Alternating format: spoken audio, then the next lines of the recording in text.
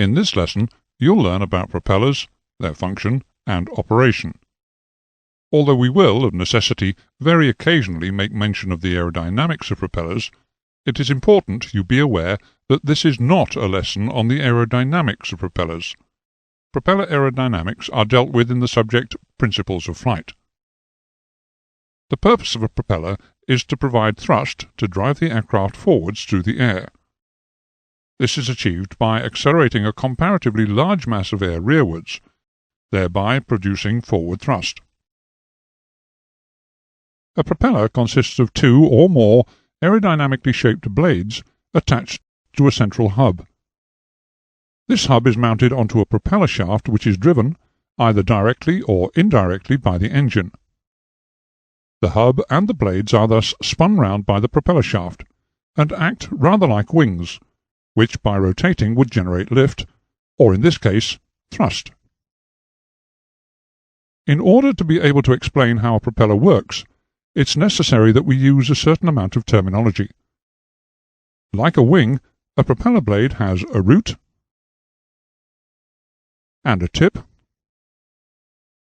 a leading and trailing edge, and a cambered cross-section, whose chord line passes from the center of the leading edge radius to the trailing edge. The cambered side of the blade is called the back, while the undercambered side is termed the thrust face. Where the section of the blade becomes round at the root area is termed the blade shank, while the base of the blade is called the blade butt. The propeller blade is set into its hub so that its chord line forms an angle with the plane of rotation of the whole propeller. This is called either the pitch or blade angle. The theoretical distance, ignoring slippage, that a propeller or propeller blade moves forwards when the propeller shaft has completed one rotation is called the geometric pitch.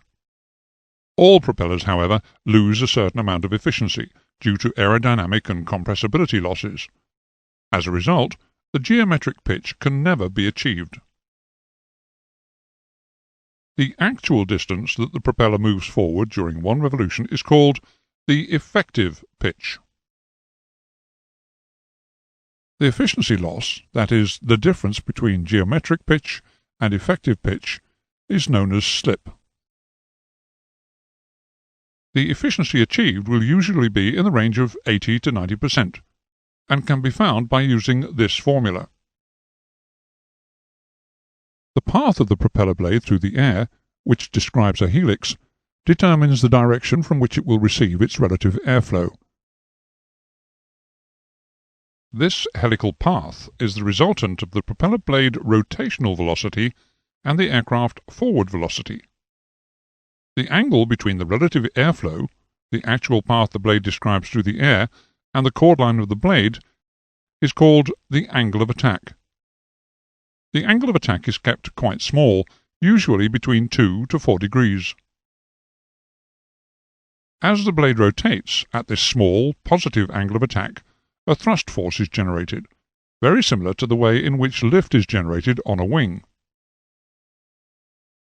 Because the rotational velocity of any point on a propeller blade increases with increasing distance from the center of the hub, so the magnitude of the thrust generated at any point along the blade would also increase with this distance, if the pitch of the blade remained constant along its entire length. If the blade pitch remained constant along the length of the propeller blade, the increase in force developed by the outer part of the blade, compared with that developed at the slower moving blade root, would tend to bend the blade as depicted here. The angle of attack depends on blade angle, the rotational speed of the propeller, and the forward speed of the aircraft. To keep the angle of attack within necessary limits along the length of the blade, we therefore reduce the blade pitch from root to tip. This has the effect, when the aircraft is in flight, with the propeller rotating at its designed operating RPM, of maintaining a fairly constant thrust force along the length of the blade.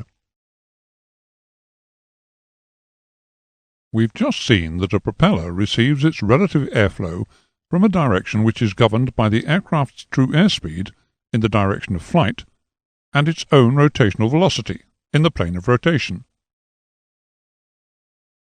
The operating angle of attack will be the angle between the relative airflow and the chord line of the propeller blade. This chord line is set at an angle to the plane of rotation, which, as we've already seen, forms the blade angle or the propeller pitch. From this animation, it can be seen that an increase in true airspeed will reduce the angle of attack, whereas an increase in rotational velocity, or RPM, will increase it. At high true airspeed and low propeller RPM, for instance with the aircraft in a power-off dive, it's possible to reduce the angle of attack to 0. While at low true airspeed and high RPM, for instance in the climb, it's possible to stall the propeller blade. Both extremes are obviously inefficient and therefore undesirable. The conclusion that must be drawn is that for a given fixed pitch, a propeller will only work efficiently at one combination of true airspeed and RPM, as is shown in this diagram. The propeller designer will attempt to ensure that peak efficiency is achieved at cruise true airspeed and cruise RPM.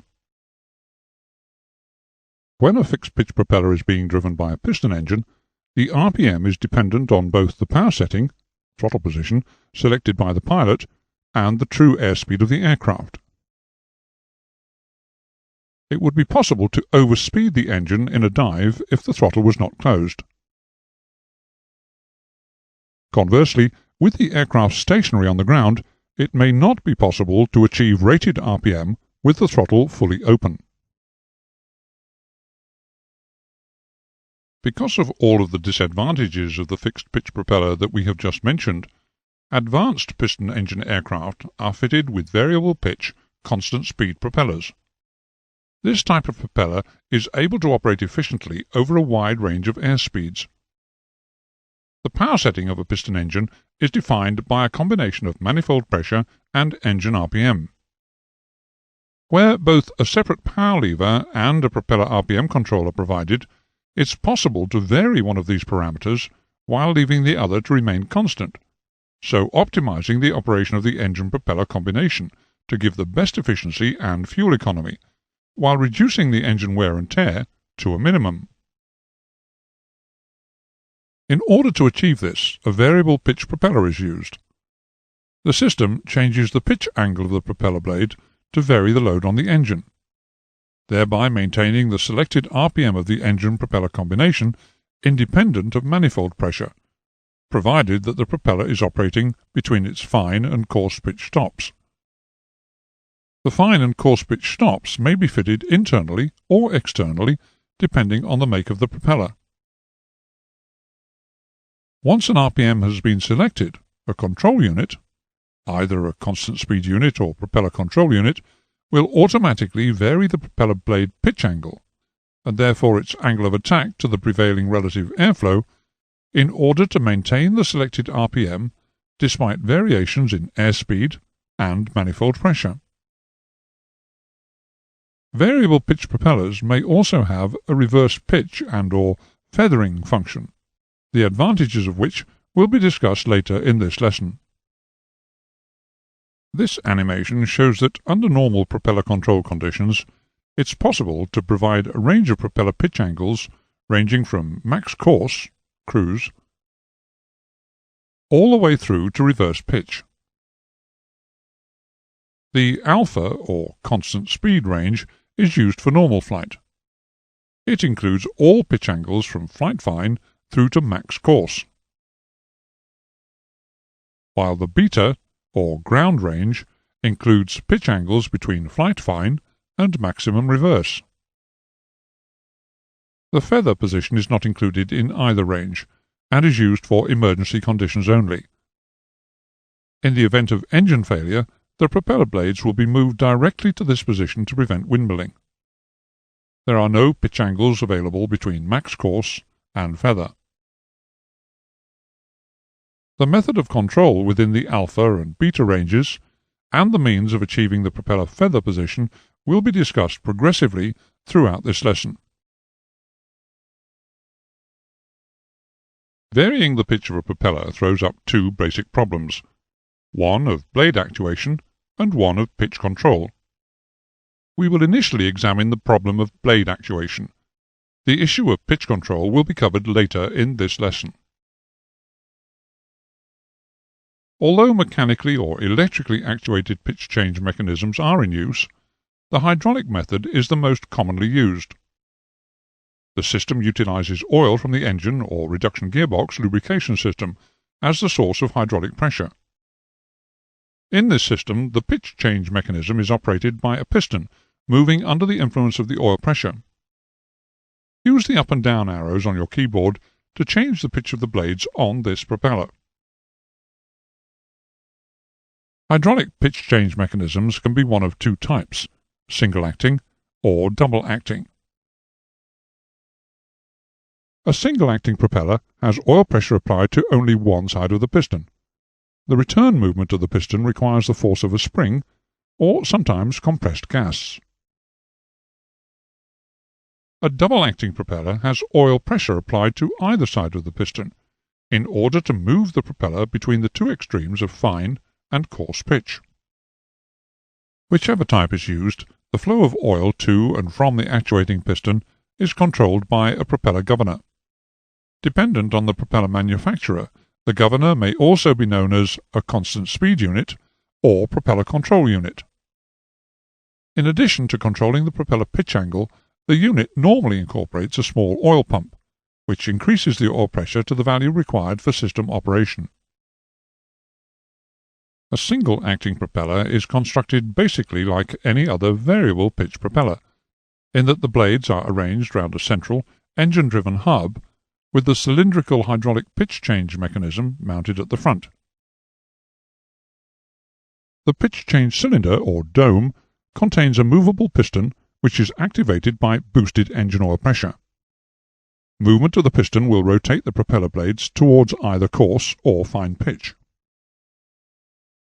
Typically, rotation is accomplished by a mechanical linkage attached to the rear of the piston, which operates an actuating pin machined on the butt of each blade. The actuating pin is offset, in order that it can impart the correct range of angular motion. Generally, blade rotation towards coarse pitch is induced by an internal spring or gas pressure, and or counterweights attached to the blade roots. Most single-acting propellers, however, will utilize both a spring and counterweights. As we said earlier, some systems may use compressed gas instead of the spring. In feathering-type propellers, the spring has a dual function. It assists the counterweights in driving the propeller blades towards coarse pitch, and, when selected by the pilot, it actuates the blades into the feathered position, when engine RPM is low and there is insufficient centrifugal force acting on the counterweights. The constant speed unit, or CSU, incorporates a valve, which, because it has lands or grooves cut into the operating portion of its stem, is called a landed valve. This landed valve controls the flow of oil to and from the propeller actuating, or pitch change cylinder. A speeder spring, acting above the valve, tends to force the valve downwards, while a set of flyweights, driven by the engine, oppose the spring and act to lift the valve.